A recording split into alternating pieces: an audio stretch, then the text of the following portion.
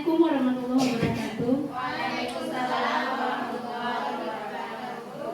Alhamdulillah rabbil alamin. Puji syukur kehadirat Allah Subhanahu wa taala di mana pada hari ini kita bisa berkumpul di ruangan yang sederhana ini.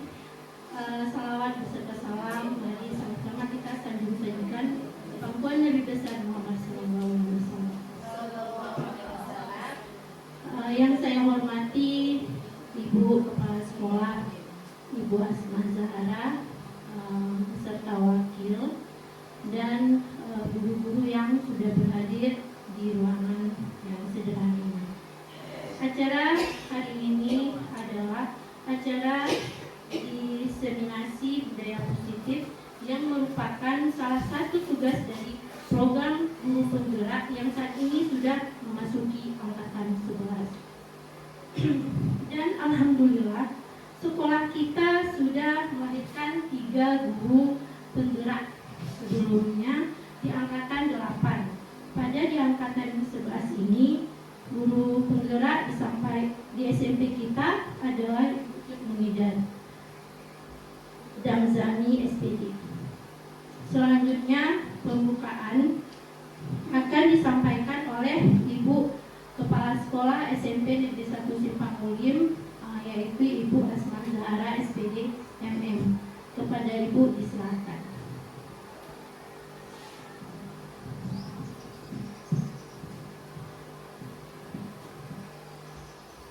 Bismillahirrahmanirrahim. Assalamualaikum warahmatullahi wabarakatuh. Waalaikumsalam warahmatullahi wabarakatuh. Syukur alhamdulillah kita panjatkan kehadirat Allah Subhanahu wa taala yang mana pada pagi hari ini kita masih diberikan kesehatan sehingga kita masih bisa berkumpul dalam suasana yang gembira di sekolah kita tercinta ini. Selawat dan salam kita sanjungkan ke pangkuan Nabi besar Muhammad sallallahu alaihi wasallam. Selanjutnya yang saya hormati Ibu Waka SMP Negeri 1 Simpang Ulim, Bapak Ibu, para Dewan Guru yang telah berhadir pada acara diseminasi pada pagi hari ini. Terima kasih sudah mau berpartisipasi, sudah mau berbagi dengan sesama guru di sekolah kita tercinta ini yang sangat berguna nanti manfaatnya untuk para guru di sini, Bapak Ibu semua dalam proses belajar mengajar sehari-hari. Bila hari ini kita mengikuti diseminasi budaya positif yang akan disampaikan oleh Ibu Cut Munidar Damzami SPD. Beliau adalah CGP angkatan ke-11. Jadi sebelumnya kita sudah ada 3 orang guru yang berhasil menjadi guru penggerak di angkatan 8. Ini selanjutnya sekarang Bu Cut sedang berjuang untuk menyelesaikan CGP-nya di angkatan 11.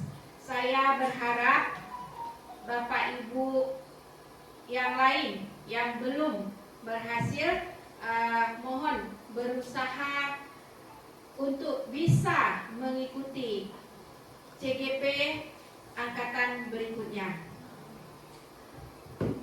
Jadi untuk hari ini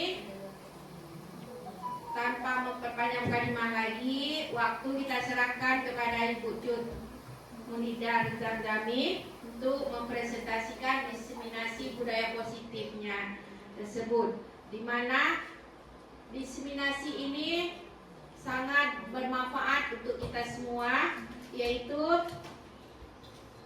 di sini beliau akan memaparkan mengenai budaya positif yang seharusnya kita lakukan di sekolah dalam proses belajar mengajar, di mana sekarang seperti tuntunan yang disampaikan oleh Ki Hajar Dewantara bahwa belajar itu berpihak kepada murid.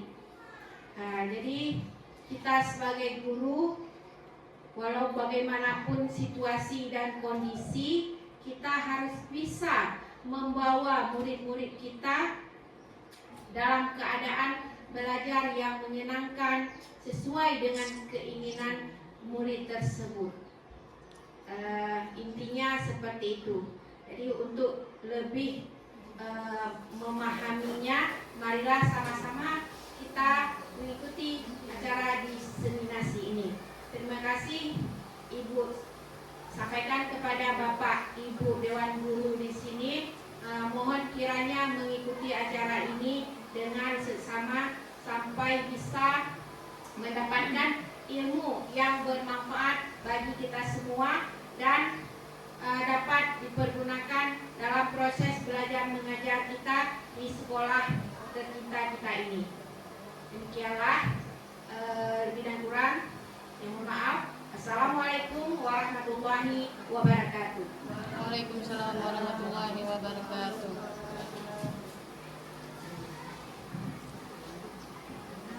Terima kasih kepada Ibu Risma Zahra SPD yang telah membuka acara ini. Selanjutnya kita mempersilahkan Ibu Cut Munida Damzani SPD untuk mempresentasikan atau memaparkan diseminasi budaya positif. Kepada Ibu Cut Munida, disilakan. Assalamualaikum warahmatullahi wabarakatuh. Waalaikumsalam warahmatullahi wabarakatuh. Puji syukur kepada Allah yang telah memberi kita rahmat sehingga kita dapat berkumpul di sekolah kita tercinta ini. Dan salawat beriring salam tak lupa kita sanjung-sajikan kepada Nabi besar Muhammad SAW. Yang saya hormati Ibu Kepala Sekolah beserta wakil, yang saya banggakan Bapak Ibu Dewan Guru beserta staf TU.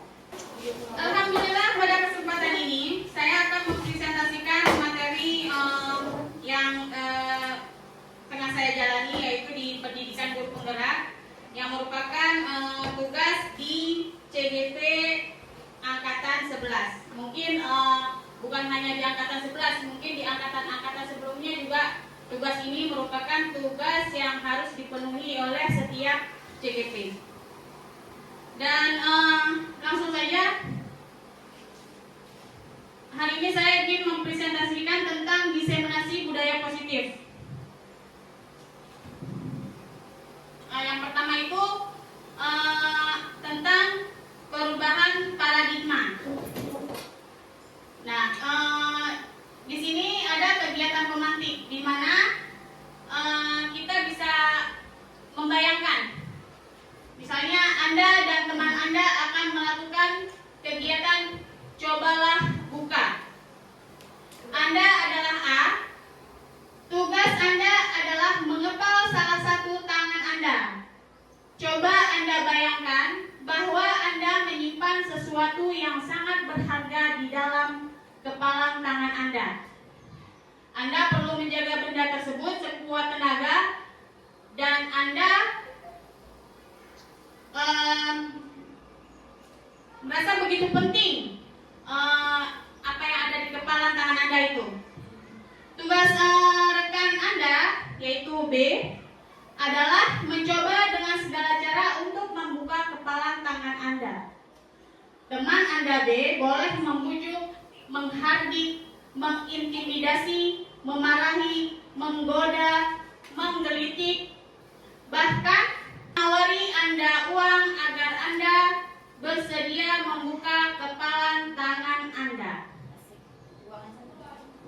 Nah, cobalah lakukan kegiatan cobalah buka di atas dengan B secara bergantian. Masing-masing A dan B memiliki waktu 3 menit saja.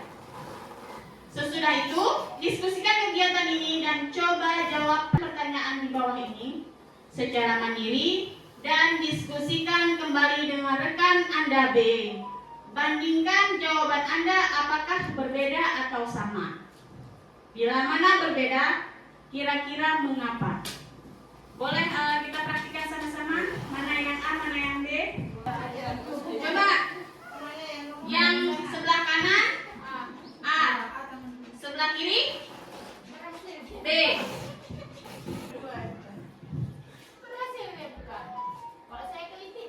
Bisa Bunila? Waktunya 3 menit. Tinggal 2 menit. Sudah? Bisa? Bisa. Oke, selanjutnya Ibu Muti.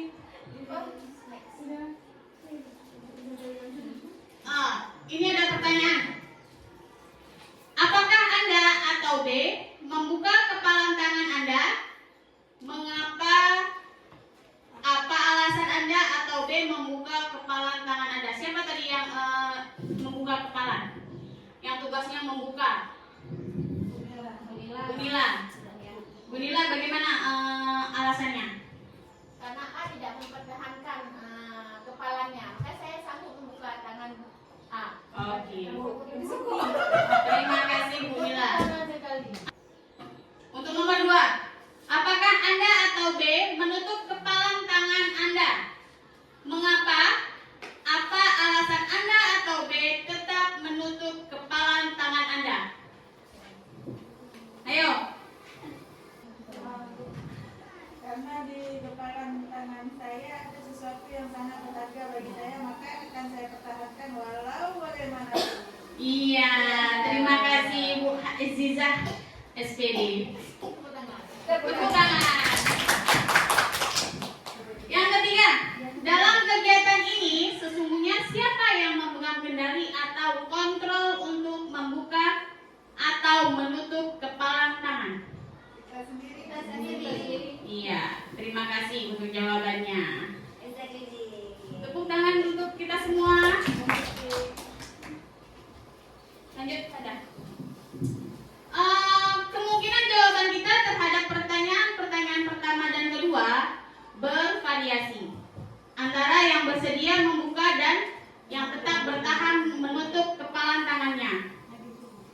Pertanyaan ketiga, siapakah yang sesungguhnya memegang kontrol yang menutup kepalan tangan atau yang berusaha dengan segala cara untuk membuka kepalan tangan rekannya? Jawabannya tentu kita sendiri yang memegang kontrol atas kepalan tangan kita. Itu bergantung pada diri kita masing-masing sesuai dengan kebutuhan dasar kita saat ini.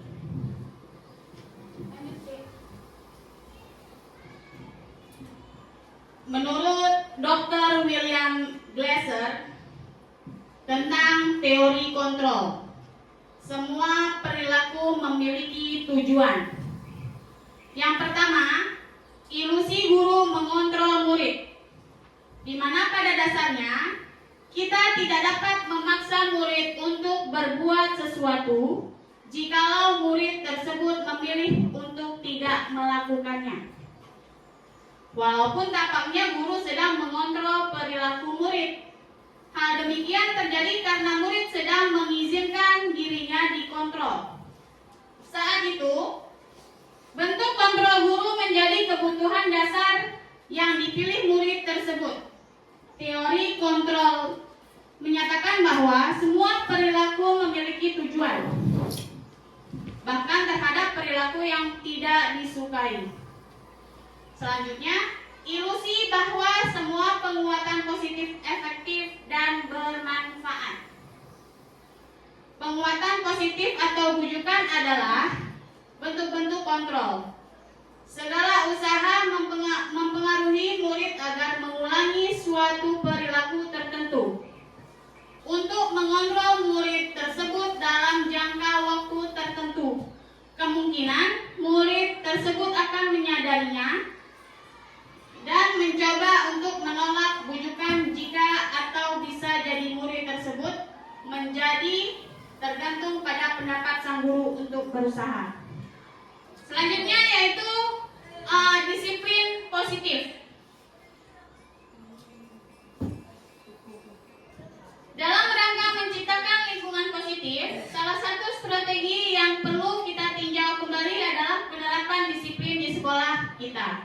Apakah telah efektif? Apakah masih perlu ditinjau kembali? Apa sesungguhnya arti dari disiplin itu sendiri? Dan apa kaitannya dengan nilai-nilai kebajikan? Sebelumnya, mari kita tanyakan ke diri kita sendiri masing-masing, bagaimana kita berperilaku? Mengapa kita melakukan segala sesuatu? Apakah kita melakukan sesuatu karena adanya dorongan dari lingkungan atau ada dorongan yang lain? Terkadang kita melakukan sesuatu karena kita menghindari rasa sakit atau ketidaknyamanan. Terkadang kita melakukan sesuatu untuk mendapatkan apa yang kita mau. Pernahkah Anda melakukan sesuatu untuk mendapatkan senyuman atau pujian dari orang lain? Untuk mendapatkan hadiah atau untuk mendapatkan uang? Apalagi kira-kira alasan orang melakukan sesuatu. Oke. Nilai-nilai kebajikan. Beberapa institusi, organisasi pendidikan di bawah ini telah memiliki nilai-nilai kebajikan yang diyakini dan disepakati bersama. Salah satunya adalah nilai-nilai kebajikan yang ingin dicapai oleh setiap anak Indonesia yang kita kenal dengan profil pelajar Pancasila. Di sini ada 6 profil pelajar Pancasila. Yang pertama, beriman, bertakwa kepada Tuhan Yang Maha Esa, dan berakhlak mulia. Yang kedua, mandiri. Ketiga, bernalar kritis. Keempat, berkebinekaan global. Kelima, bergotong royong. Dan yang terakhir adalah kreatif.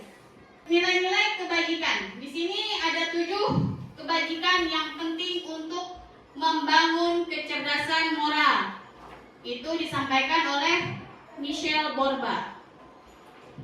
Yang pertama adalah empati, kedua suara hati, kontrol diri, rasa hormat, kebaikan, toleransi, dan keadilan.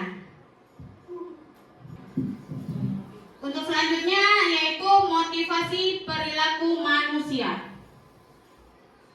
Di sini sebagai seorang guru, Anda hadir mengajar di kelas tepat waktu. Motivasi apakah yang mendasari tindakan Anda? Apakah Anda datang tepat waktu karena tidak ingin ditegur oleh atasan Anda? Dan kemudian mendapat surat peringatan, menghindari ketidaknyamanan dan hukuman, atau Anda ingin mendapatkan pujian dari atasan Anda dan mendapatkan penghargaan sebagai guru berprestasi, artinya mendapatkan imbalan atau penghargaan dari orang lain. Dan selanjutnya Anda ingin menjadi orang yang menghargai waktu, menghargai diri Anda sendiri. Lalu tindakan Anda sebagai guru akan dicontoh oleh murid-murid Anda. Di situ artinya Anda menghargai nilai-nilai diri sendiri. Manakah motivasi yang paling kuat mendasari tindakan Anda? Atau bahkan kombinasi dari 2 motivasi atau bahkan ketiga-tiganya?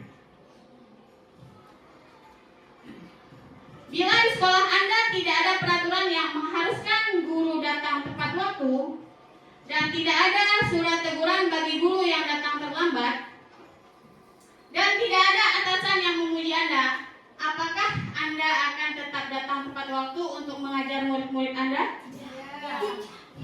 Ya. Mungkin sebagian menjawab ya. Mungkin sebagian juga tidak. Menurut Anda, dari ketiga jenis motivasi tadi, motivasi manakah yang saat ini paling banyak mendasari perilaku murid-murid Anda di sekolah? Itu bisa kita jawab sendiri masing-masing. Simpan dalam hati.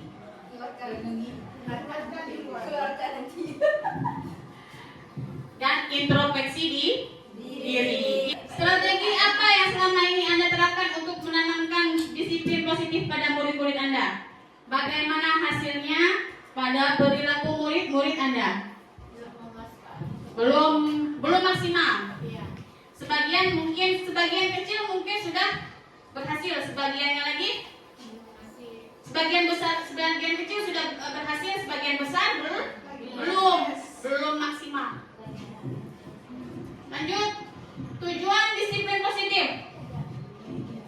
Tujuan dari disiplin positif adalah menanamkan motivasi yang ketiga pada murid-murid kita, yaitu untuk menjadikan orang yang mereka ingin dan menghargai diri sendiri dengan nilai-nilai yang mereka percaya.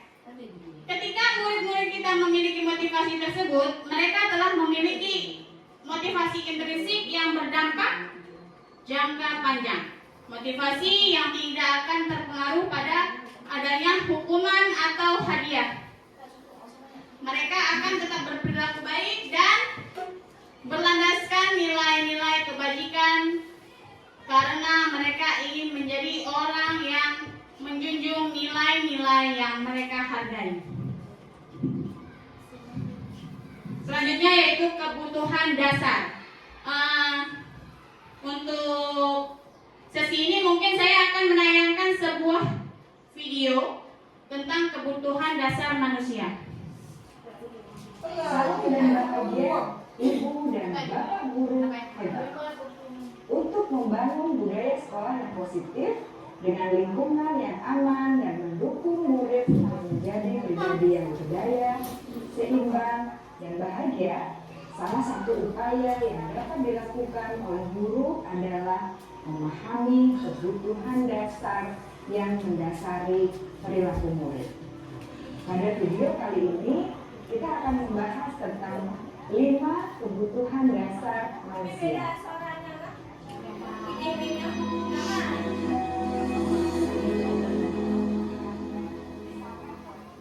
Ki Haji Dewantara dalam salah satu kutipannya menyatakan, kita ambil contoh perbandingannya dengan hidup tumbuh-tumbuhan.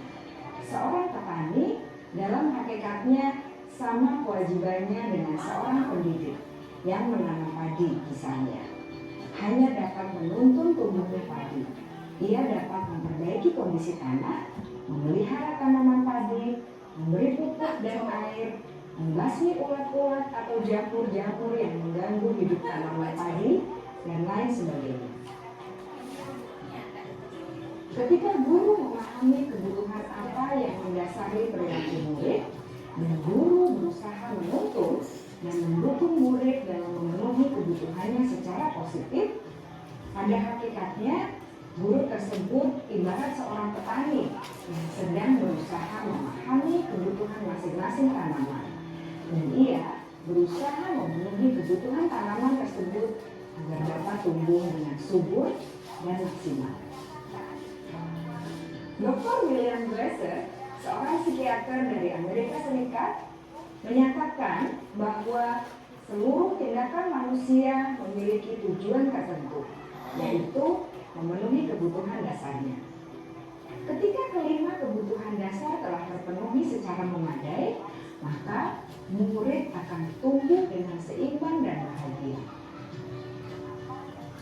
Sebaliknya, ketika kebutuhan dasar tidak terpenuhi dengan baik, maka seseorang akan mengalami emosi negatif seperti bosan, sedih, dan kecewa. Bahkan mereka dapat melakukan perbuatan yang bertentangan dengan nilai-nilai kebajikan atau melanggar peraturan. Dengan kata lain, perilaku buruk seseorang biasanya adalah respons dari kebutuhan yang tidak terpenuhi. Namun, mereka tidak tahu cara untuk menyampaikannya. Ada 5 kebutuhan dasar manusia menurut Dr. William Glasser, yaitu yang pertama, kebutuhan untuk bertahan hidup atau survival. Yang kedua, kebutuhan untuk merasa diterima atau love and belonging. Yang ketiga, kebutuhan akan kebebasan atau freedom. Yang keempat, kebutuhan akan kesenangan atau fun. Dan yang kelima, kebutuhan akan penguasaan atau power.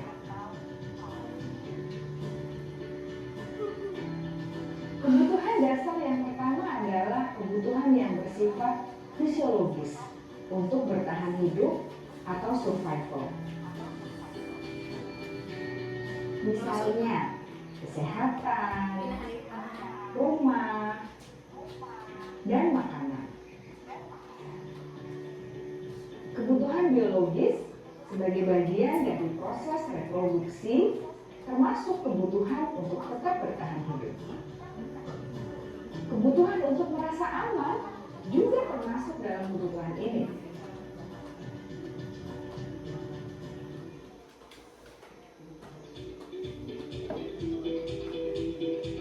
Agar murid dapat belajar dengan baik, kebutuhan mereka akan rasa aman, pangan, sandang, dan papan harus terpenuhi. Bagaimana mungkin mereka dapat belajar dengan baik bila mereka datang ke sekolah dengan perut yang lapar atau bila rumah mereka kebanjiran?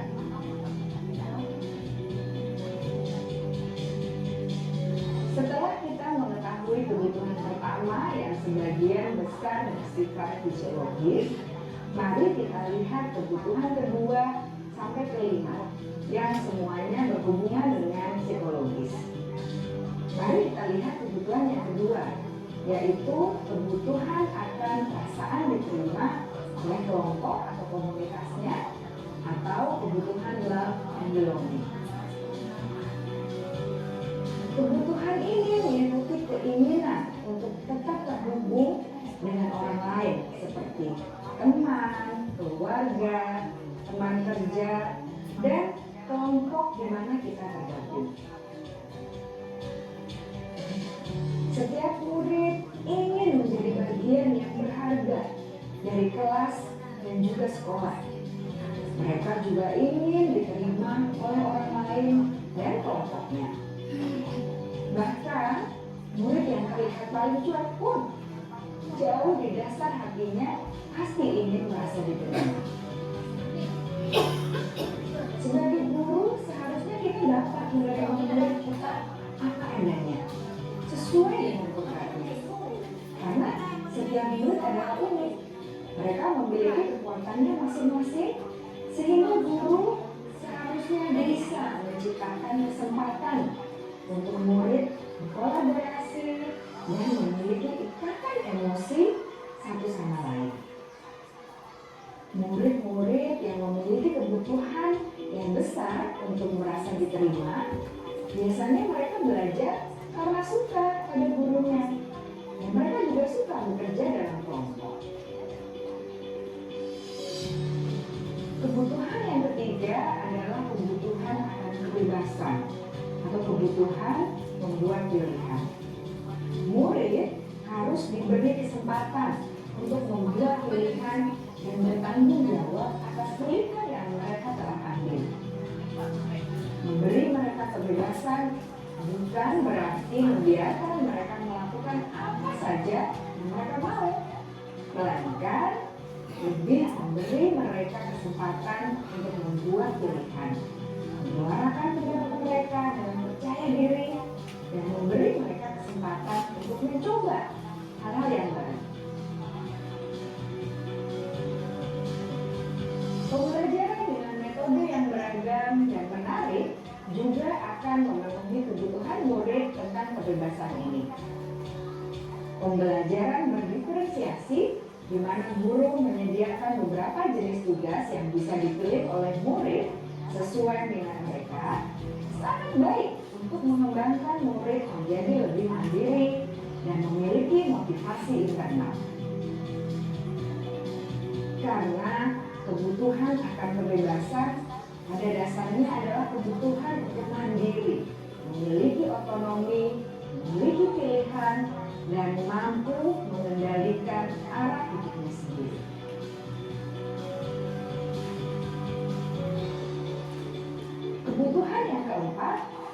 adalah kebutuhan akan kesenangan. Bayangkan Bapak Ibu, hidup tanpa rasa senang. Betapa menyedihkannya.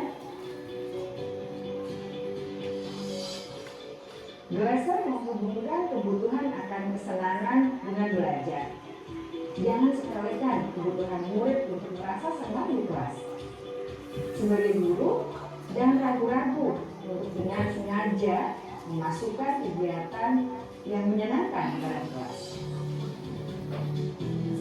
Murid-murid dengan kebutuhan dasar kesenangan yang tinggi ingin menikmati apa yang mereka lakukan.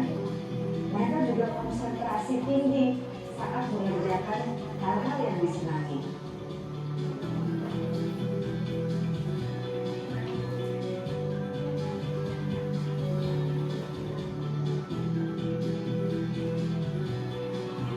Kebutuhan yang kelima adalah kebutuhan akan penguasaan.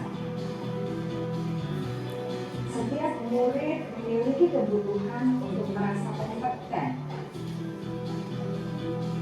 menjadi terampil, diakui pencapaian dan keterampilannya,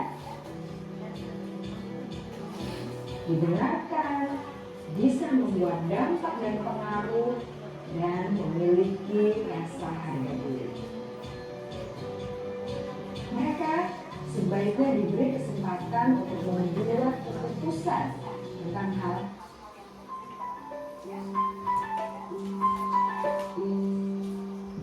penting dalam hidupnya yang tidak merasa dikontrol oleh sistem sekolah. Pada murid yang telah menginjak usia remaja, seringkali mereka merasa tidak memegang kendali atas kehidupannya sendiri, karena guru kerap kali berpengaruh dalam mengambil keputusan.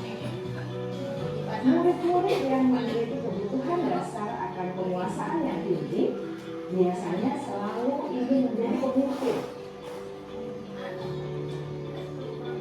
Mereka juga suka mengamati sebelum mencoba hal-hal yang baru.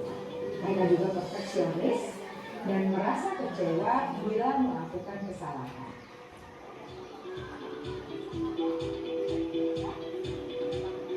Ibu dan Bapak guru sangatlah penting bagi kita untuk mengetahui kebutuhan dasar murid-murid, agar kita memahami alasan di balik sikap dan tingkah laku mereka. Bila murid berperilaku buruk atau melanggar peraturan, sehingga tindakannya tidak sesuai dengan nilai-nilai kebajikan, maka guru harus mencari tahu alasan yang mendasari tindakan tersebut dan kebutuhan apa yang belum terpenuhi.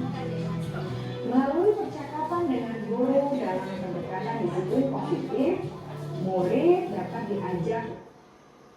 Dari apa yang tadi sudah ditampilkan tentang video 5 kebutuhan manusia, ada 5 kebutuhan manusia, yaitu apa saja?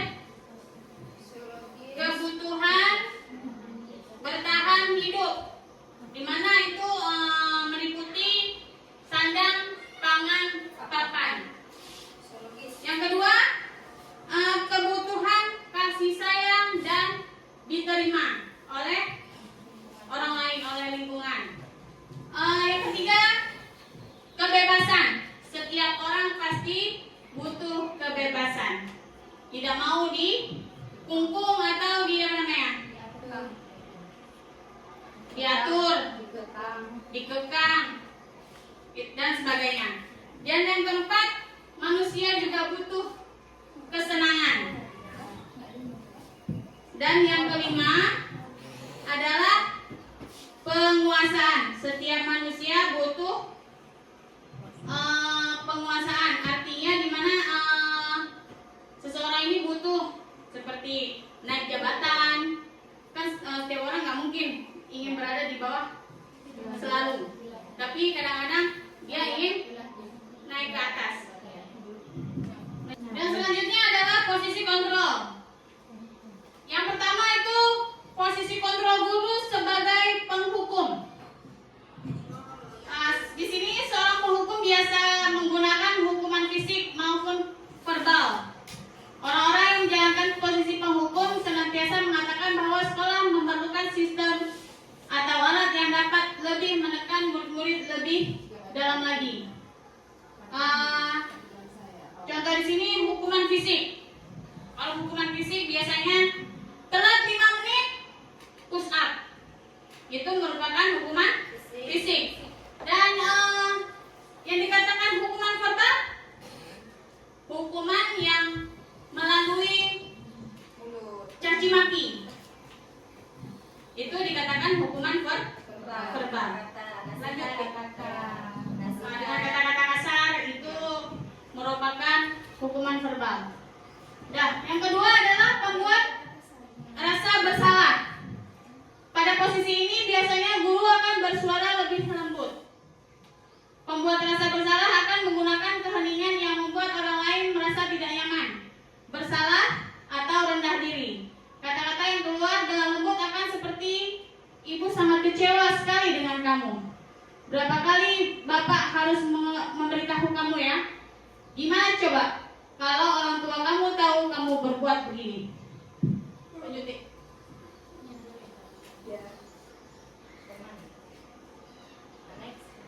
Nah, posisi kontrol selanjutnya yaitu guru sebagai teman.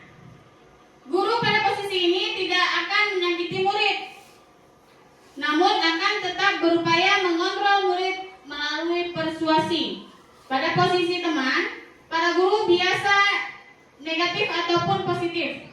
Positif di sini berupa hubungan baik yang terjalin antara guru dan murid.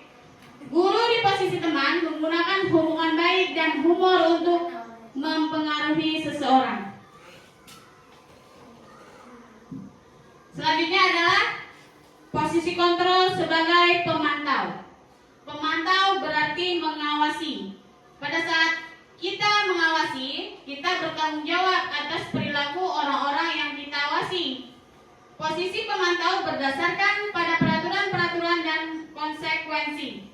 Dengan menggunakan sanksi atau konsekuensi, kita dapat memisahkan hubungan pribadi kita dengan murid.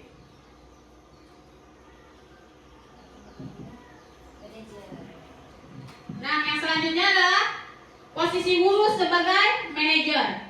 Manajer adalah posisi di mana guru berbuat sesuatu bersama murid, mempersilakan murid mempertanggungjawabkan perilakunya, mendukung murid agar dapat menemukan solusi atas permasalahannya sendiri.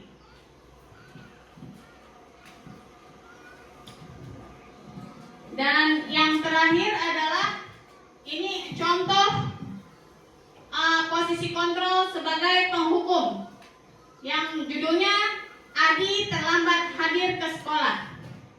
Di sini dengan nada suara tinggi, mata melotot, jari menunjuk dan menghardik.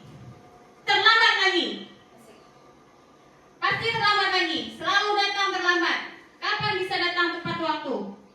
Tanyakan kepada diri Anda, bagaimana perasaan murid bila guru berbicara seperti itu saat muridnya datang terlambat. Hasil tindakannya, kemungkinan murid marah dan mendendam atau bersifat agresif. Bisa jadi sesudah kembali duduk, murid tersebut akan mencoret-coret bukunya dan meja tulisnya. Lebih buruk lagi, sepulang sekolah murid melihat motor atau mobil bapak ibu gurunya dan akan menggores kendaraan tersebut dengan paku. Dan contoh selanjutnya, posisi kontrol sebagai teman. Kasusnya sama seperti tadi. Adi terlambat datang ke sekolah. Guru sebagai teman atau kirata? Ya, guru sebagai teman. Apa namanya? Ramah. Nada bicara ramah. Nada suara ramah, akrab dan bercanda. Bahasa tubuh merapat pada murid, mata dan senyum jenaka. Bagaimana perasaan murid dengan sikap guru yang seperti ini? Senang. Murid akan merasa senang dan akrab dengan guru. Ini termasuk dampak yang positif. Hanya saja di sisi negatifnya, murid menjadi tergantung pada guru tersebut. Dan alhamdulillah kegiatan hari ini sudah selesai. Dan terima kasih kepada Bapak Ibu Dewan Guru serta staf TU dan juga kepada Ibu Kepala Sekolah yang telah mensupport acara ini berlangsung. Dan terima kasih atas perhatiannya. Assalamualaikum warahmatullahi wabarakatuh.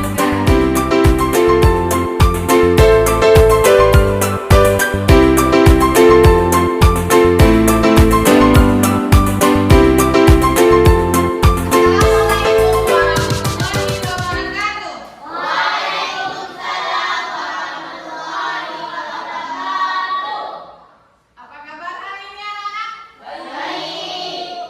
Are you okay?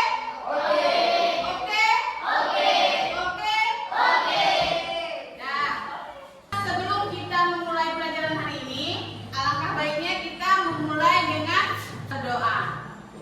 Siapa yang mau memimpin doa hari ini? Oke, baik, Febri, silakan. رب اشرح لي صدري ويسر لي أمري واحلل عقدة من لساني يفقهوا قولي ربي زدني علما وارزقني فهما وعملا صالحا آمين. Amin. Semoga apa yang kita pelajari hari ini bermanfaat bagi kita semua. Sudah? Sebelum kita memulai pelajaran, kita akan membuat kesepakatan kelas. Apa itu kesepakatan kelas? Ada yang tahu? Untuk membuat peraturan di dalam kelas. Ada lagi? Tujuannya apa sih? Untuk membuat peraturan di dalam kelas? Supaya aman. Ada lagi? Nyaman. Ada lagi? Sudah. Jadi hari ini kita akan membuat kesepakatan kelas dan sebelumnya ibu akan membagikan kertas di mana nanti kalian tulis apa kesepakatan kelas yang akan kita buat menurut kalian masing-masing. Contohnya misalnya jangan buang sampah sembarangan di dalam kelas. Apalagi jangan berisik. Seperti itu. Paham? Nah, sekarang ibu bagikan kertasnya, lalu kalian tulis. Ya. Nanti kita tempelkan di papan tulis. Sudah paham semua? Sudah. Oke. Sudah tulis.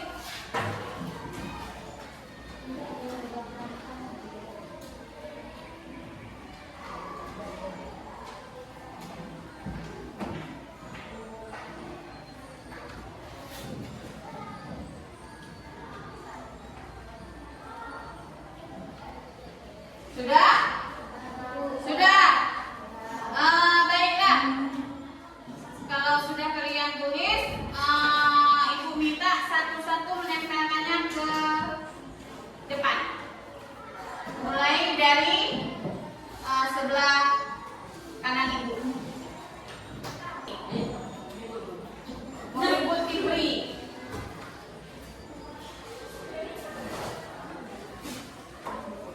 Oke, lanjut. Lanjut lagi.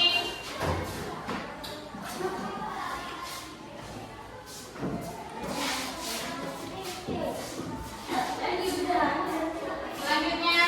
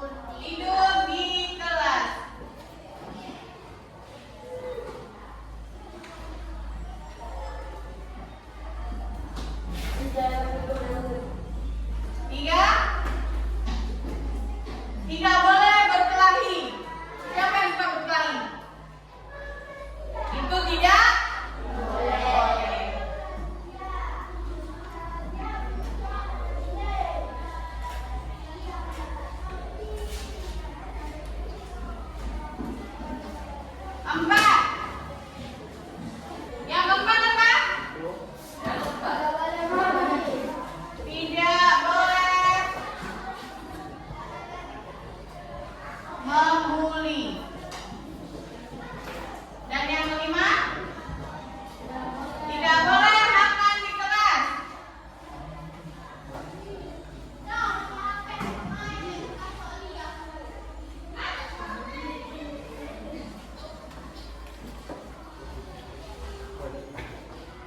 Enam, tidak dilarang membuli teman. Nah, tidak boleh membuli. Sudah ada kan? Jangan malas. Di kelas tidak boleh.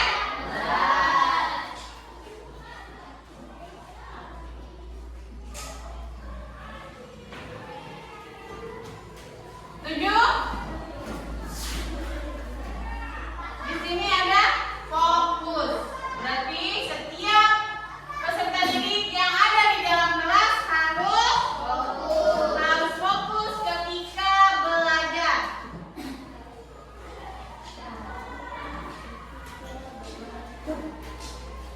8. Tidak boleh menyontek saat ujian. Ada yang suka menyontek? Tidak. Alhamdulillah.